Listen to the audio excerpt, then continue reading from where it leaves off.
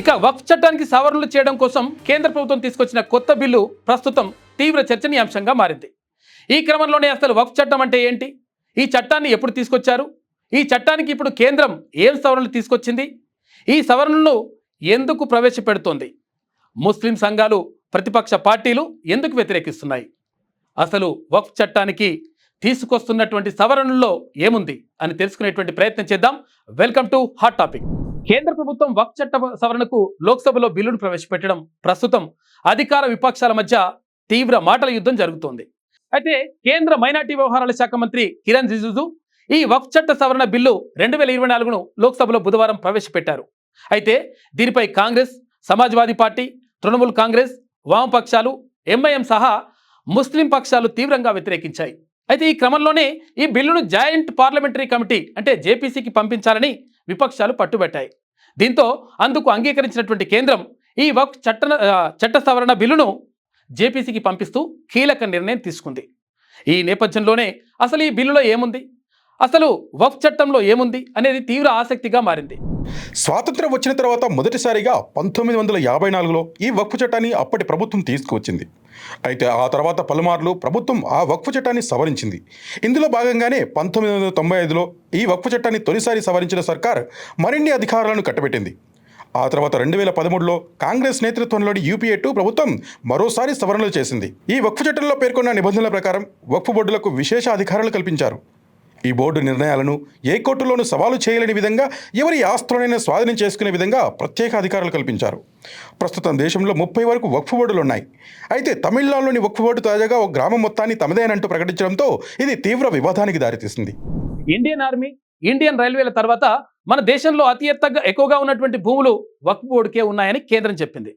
ఈ నేపథ్యంలోనే వక్ఫ్ బోర్డుకు విస్తృత అధికారాలను గత ప్రభుత్వాలు కట్టబెట్టాయని, ఈ వక్ఫ్ బోర్డు ఆస్తులు 2009 తర్వాత రెట్టింపయ్యాయని ముసాయిదా బిల్లులో కేంద్ర ప్రభుత్వం పేర్కొన్నది. అయితే దేశంలో ఇతర మతాలకు చెందినటువంటి మఠాలకు, అఖారా, ట్రస్టులు, సొసైటీలకు లేనటువంటి అపరిమిత అధికారాలను, స్వతంత్ర హోదాను వక్ఫ్ బోర్డుకు కట్టబెట్టాలని కేంద్రం ప్రతిపాదిత బిల్లులో వివరించింది. ఈ వక్ఫ్ బోర్డు సవరణ బిల్లును పార్లమెంట్ ఆమోదింపజేసి అమల్లోకి తీసుకురావాలని కేంద్ర ప్రభుత్వం భావిస్తుంది.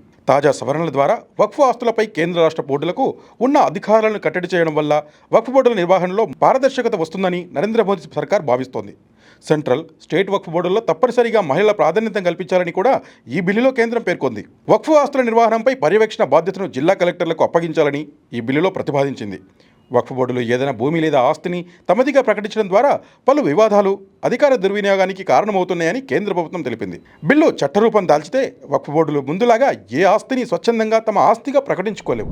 ప్రస్తుతం ప్రవేశపెట్టిన వక్ఫ్ బిల్లులోని కొన్ని కీలక అంశాలు చూసుకుంటే, ముస్లిమేతరులకు సభ్యత్వం, వక్ఫ్ బై యూజ్ తొలగింపు, సర్వే అధికార పరిధి మార్పు, డిజిటల్ నమోదు విధానం, మ్యూటేషన్ ప్రక్రియలో మార్పు, వక్ఫ్ ట్రైబ్యునల్స్ పునర్వ్యవస్థీకరణ, అప్పీల్కు అవకాశం ఇవ్వడం.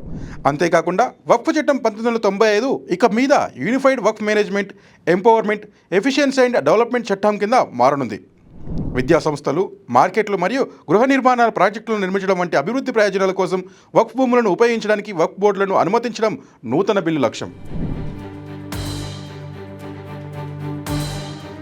రాష్ట్ర వక్ఫ్ బోర్డులో కనీసం 2 ముస్లిమేతర సభ్యులను చేర్చాలని బిల్లు ఆదేశిస్తుంది. ఇది వక్ఫ్ బోర్డుల మతపరమైన స్వయం ప్రతిపత్తిని దెబ్బతీస్తుందని, మైనారిటీ సంస్థలకు రాజ్యాంగ రక్షణను ఉల్లంఘిస్తుందని ప్రత్యర్థులు వాదిస్తున్నారు. ప్రతిపాదిత సవరణలు వివాదాస్పద వక్ఫ్ ఆస్తుల యాజమాన్యాన్ని నిర్ణయించే అధికారాన్ని జిల్లా కలెక్టర్లకు ఇస్తాయి. వక్ఫ్ బోర్డుల అధికార పరిధి నుంచి ప్రభుత్వం నియమించిన అధికారులకు బదలాయించడం అధికార దుర్వినియోగానికి, రాజకీయ జోక్యానికి దారితీస్తుందని విమర్శకులు సైతం భయపడుతున్నారు. వక్ఫ్ బోర్డులు తమ ఆస్తులకు సంబంధించిన ఆస్తులను పూర్తి డాక్యుమెంటేషన్ తప్పనిసరి చేయాలని, కానీ వారసత్వంగా ఉన్న ముస్లింల ఆస్తులకి పాత రికార్డులు ఎక్కడ ఉంటాయనే ప్రశ్న తలెత్తుతోంది. దీంతో అధికారులు కావాలంటే ఏదైనా వక్ఫ్ ఆస్తిని ప్రభుత్వ భూమిగా మార్చేయగలరని ముస్లింలు భయపడుతున్నారు. నూతన చట్టం వల్ల వక్ఫ్ భూముల సర్వే అధికారాలు కలెక్టర్లకు మారిపోవడంతో భూమి ఆక్రమణలకు అవకాశాలు ఎక్కువగా ఉంటాయని ముస్లిం నేతలు ఆరోపిస్తున్నారు. బినామీల ద్వారా వక్ఫ్ భూములను కొట్టేసేందుకు ఇది అవకాశం కల్పిస్తుందనే అనుమానాలను వ్యక్తం చేస్తున్నారు. ముస్లిం సమాజంలో మత, ధార్మిక ప్రయోజనాల కోసం ఉద్దేశించిన వక్ఫ్ ఆస్తుల విషయంలో ప్రభుత్వం జోక్యం చేసుకోవడం మత స్వేచ్ఛకు అడ్డు తగలడమేనని, ఇది మైనారిటీల హక్కులను కాలరాస్తుందంటూ ప్రతిపక్షాలు విమర్శిస్తున్నాయి. ఈ బిల్లు దుర్మార్గమైందని, రాజ్యాంగ విలువలపై జరుగుతున్న దాడిగా ఈ బిల్లును ప్రతిపక్షాలు అభివర్ణిస్తున్నాయి.